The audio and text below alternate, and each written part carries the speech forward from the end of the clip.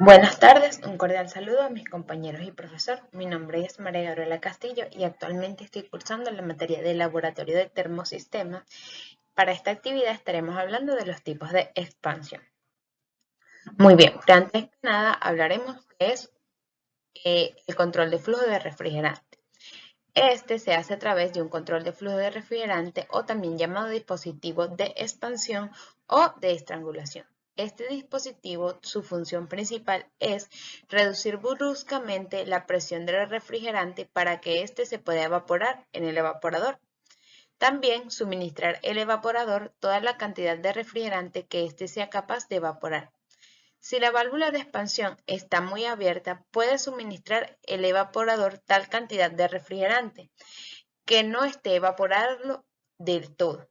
Entonces, dicho vapor saturado, muy húmedo, incluso líquido, puede llegar al compresor, originando así golpes líquidos.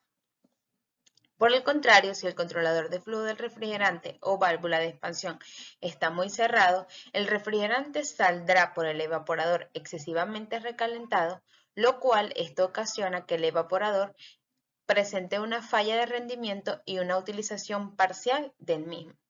Delante del dispositivo de expansión, el refrigerante está a una temperatura por encima del punto de ebullición y esto, al reducirse rápidamente su presión, se produce el cambio de estado de vaporización, empezando el refrigerante a hervir dentro del evaporador. Como lo pueden ver aquí, el líquido entra hacia el evaporador y así sucesivamente. Ahora bien, existen varios tipos básicos para el control de flujo de refrigerante o válvula de expansión. Ahora estaremos hablando del tubo capilar. El tubo capilar es una tubería de líquido pequeño, de pequeño diámetro, que une el condensador con el evaporador. Una parte de su longitud va soldada a la tubería de aspiración y forman así con un residuo coste un intercambiador de calor. Por su reducido diámetro, como lo pueden ver acá, es pequeño, se produce en la extremidad del tubo capilar una caída de presión necesaria para dicha evaporación. El uso de tubos capilares en las instalaciones tiene sus ventajas, como lo son una gran sencillez debido a que su aplicación es correcta a, a su función indefinidamente, ya que este dispositivo inyector no tiene partes móviles. El tubo capilar es el menor costo debido a que la válvula de expansión es más pequeña. El grupo no es necesario colocar un dispositivo de líquido, por lo cual se abarata. La carga de gas refrigerante es menor y en las paradas se equilibran las presiones, por lo cual al ponerse en marcha el motor no tiene tanta dificultad. Esta se utiliza en máquinas de pequeña potencia, en donde la utilización de válvulas de expansión será más difícil de justificar en cuanto al precio se refiere. Esta también presenta algunos inconvenientes y su principal es que que no se puede controlar el recalentamiento del refrigerante, como ya veremos posteriormente, como se ve acá. Bien, válvula de expansión termostática. La válvula de expansión termostática es un dispositivo que solo reacciona ante la presión y la temperatura, y su función se basa en el correcto ajuste de flujo de líquido que ingresa al evaporador para poder garantizar un sobrecalentamiento adecuado a la salida del evaporador. Estas válvulas funcionan debido a que tienen una pequeña abertura que permite el paso del refrigerante. Esta abertura es controlada por una aguja que tiene un bulbo, como se puede ver por acá, un bulbo de sensor de temperatura, la cual permite que cierre o abra la aguja para que permita o impida el paso del refrigerante, según sea necesario. El bulbo de sensor contiene un líquido que detecta la temperatura del refrigerante.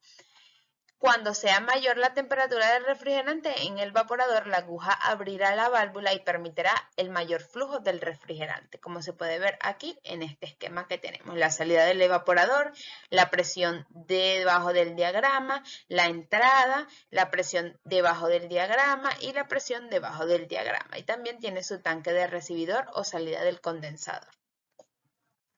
Las válvulas termostáticas con bulbo más comúnmente usadas son válvulas con igualador interno y con igualador externo. Esto más que todo se puede decir que son un resorte con la igualdad que también ejerce una fuerza contraria en el bulbo de sensor.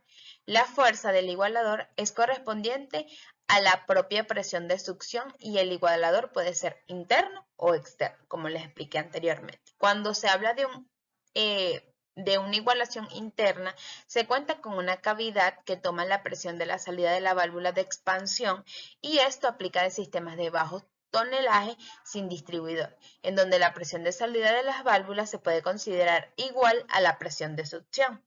Para evaporadores de mayor cantidad, en donde el sistema cuenta con un distribuidor, es decir, múltiples circuitos, es necesario utilizar la válvula con igualador externo, lo que se logra por medio de una conexión que se lleva al cabezal de succión del evaporador y con esto se mide la presión real después de todas las pérdidas de cargas inherentes al distribuidor. Como se puede ver aquí, aquí está la imagen 1, es un igualador interno y la imagen 2 es un igualador externo. Ahora bien, hablemos de la válvula de expansión automática, en sus siglas BAT. La válvula automática de expansión trabaja en una forma similar a la válvula de expansión termostática, pero a diferencia de esta, trabaja con temperatura. La válvula automática de expansión trabaja con presión. Al igual que todos los dispositivos de control de flujo, esta también permite o impide, según sea el caso, el paso de refrigerante hacia el evaporador. Esto lo hace manteniendo la presión constante dentro de este para lograr lo anterior. Este resorte interno tiende a abrir la válvula y la presión del evaporador tiende a cerrarla, una vez ajustada la presión del resorte para que tenga un equilibrio con la presión del evaporador. Estas válvulas son ajustables para permitir la apertura de la válvula dentro de un amplio rango de presiones. Estas válvulas deben ser ajustadas para presiones atmosféricas específicas, ya que afecta su dicha operación. Las válvulas termoeléctricas de expansión, en sus siglas VTEE. La válvula controlada termoeléctricamente depende de un sensor eléctrico que detecte calor por medio de termistores, los cuales son expuestos directamente al refrigerante o la línea de succión. Y así, cuando el refrigerante está caliente, los termistores conducirán más voltaje, caso contrario cuando el refrigerante está más frío. Cuando aumenta el voltaje, la apertura de la válvula será mayor, dejando pasar mayor volumen del refrigerante al evaporador, y al enfriarse el refrigerante, el voltaje será menor y así la válvula se cierra. Ahora bien, vamos a hablar del flotador del lado de baja presión y el flotador de alta presión. El flotador de baja presión es eficiente, aunque simple. Él controla el refrigerante. Se utiliza para mantener un nivel constante de líquido refrigerante en el evaporador. Si se disminuye la presión, la válvula se cierra, ya que el flotador se desplaza accionando la válvula.